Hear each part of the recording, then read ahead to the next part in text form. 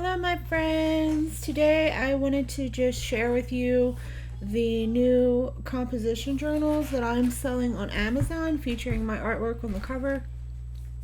I think you guys are going to love these.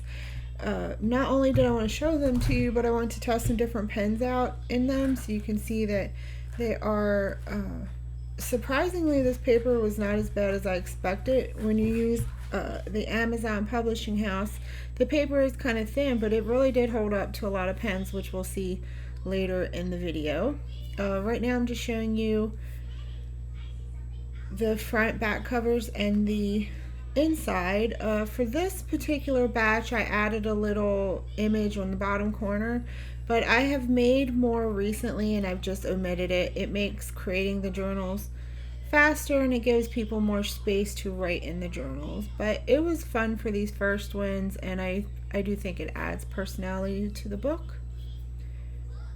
But you can find all of these journals on my Amazon author page, which I will link in the about section or whatever, that's the description box. There we go.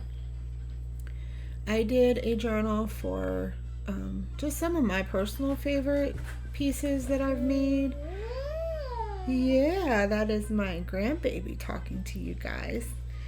And yeah, so the coloring book, this copy that I have, actually I fixed because I don't like the trim on the top, bottom, and outer edge. So if you purchase the coloring book now, you won't see that, but everything else should be the same, all the coloring pages and stuff. I recently started coloring in it, which will be another video. I think I'm actually going to record a video today of me coloring in one of the pages here. I have found I really actually enjoy coloring in my coloring books, which a lot of the times I'm making things to appeal to my customer base, my friends and family, and people who actually, utilize the stuff I make. And I don't think as much about what I myself enjoy, but I've colored 2 pages so far in this coloring book, and I've really enjoyed it. It actually helped me get back into Copic markers, my alcohol markers, because I had really fallen out of love with them when I found out about the Copic refills being downsized the way they were. So yeah, I definitely recommend my coloring books, particularly this holiday one. I myself like the less busy coloring pages, but and I think in my Christmas coloring book, it is mostly less busy coloring pages. So if you're someone who likes to color the mandalas and the busy pages with like a big background and stuff, this might not be the coloring book for you, but my other coloring books definitely are, because I try to mix it up more. So here we are now. I'm testing out the different pens. These are just some pens I liked from the Dollar Tree. My Little Mermaid pen, and this little doggy pen I actually bought at Dollar General, I think, ages ago. I don't know why I put random. I must not have remembered where I bought it from. Oh, there we go. I wrote it in Dollar General. Sorry, this is a voiceover because my house is always too noisy. I have to kind of sneak time in to actually talk on a video. The Pilot G2, which a lot of people like to journal with. But so what I'm doing is I'm just using all the different pens on the front here, and then we're going to flip the page over and see how bad they show through, because like I said, I use the Kindle Direct Publishing to publish my books, and the paper just isn't that thick. So like in the coloring books, I always do one-sided coloring pages, so that way you can just slide cardstock under the page, do your coloring, and the image beneath it is protected. So I was really interested myself in seeing how this worked out. I didn't actually buy pens specifically to do this with. I just used pens that I already owned.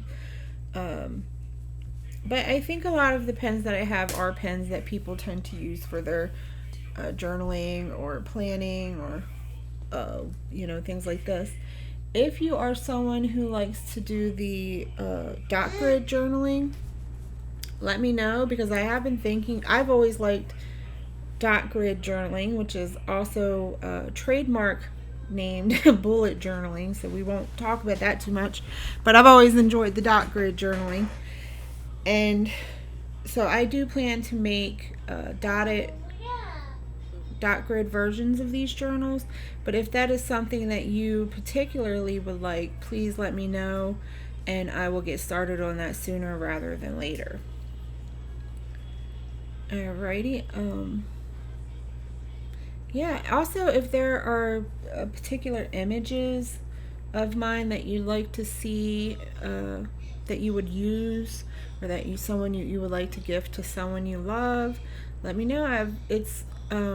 It takes me probably 30 minutes. And now that I'm not adding the little image on the bottom, now it's just lined or dotted pages filling the book. I can knock one out in probably 30 minutes using art that I've already made. Now, if I was drawing the art from scratch for the books, yeah, it would take much longer, obviously. So yeah, if you find something that I've made and you'd love to have on your own journal or planner or notebook, however you would use a book like this, please do not hesitate to let me know, because these are really a lot of fun to make, and a lot of fun to use. I also colored the I'll have to show it maybe sometime, but I actually used gel pens to color the the title page image on my zombie journal, and that was a lot of fun. I've never actually used gel pens to color, and I always thought, how are people doing this? But when I got around to it, it was really a lot of fun and not as difficult as I anticipated it would be. So here we're looking at the back, and you can see that really not much shows a whole lot, except for of course the Sharpies, which I knew was going to be a problem, and then the Aspect. I believe it was the Aspect Extra Fine. Yep. Which is also basically a permanent marker. It's just a fine tip purple permanent marker. So it's not for permanent markers, which, you would expect on paper like this. You can't really, there's not much you can use permanent markers on where it's not going to show back on the other side. So, yeah.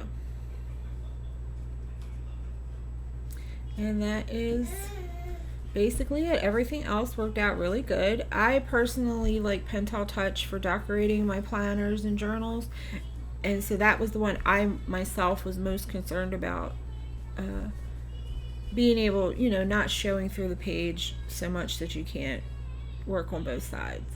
So if you like Pentel Touch, you can definitely, or the Sharpie pen, that also worked really great. The G2 worked fine. Like, a lot of them worked really great. So yeah, I think these are great journals, and I'm not just saying that because I made them. I'm saying it because they really are. They're pretty. They're small enough to fit in your purse, unless you use a really tiny purse. If you're a bag lady like me, then you could probably fit like 10 of them in there. But anyway, thank you so much for watching this video. Again, I would love to hear any suggestions you might have. If you could comment below with those, I would definitely appreciate it. Yep, and that is about it. I really appreciate you guys watching this video and supporting me however you're able to. I do have the Patreon, the Whimsical Art Witch on Patreon, the Whimsical Art Witch on Etsy. I also have my personal blog where I post my personal artwork and witchy related things that I am into, including like herbal remedies and recipes, and stuff on goddesses, goddess archetypes, and feminist archetypes, and divination, tarot, or the runes and stuff, just whenever I feel like it. It's not something I update regularly. I also post stuff on herbalism or divination, other sort of witchy subjects that I'm personally into, but for the most part it doesn't get updated regularly, but you're always welcome to come check it out. So now let's take a look at the back of the books. Just a little peek, You can see these previews on the Amazon page if I recall correctly.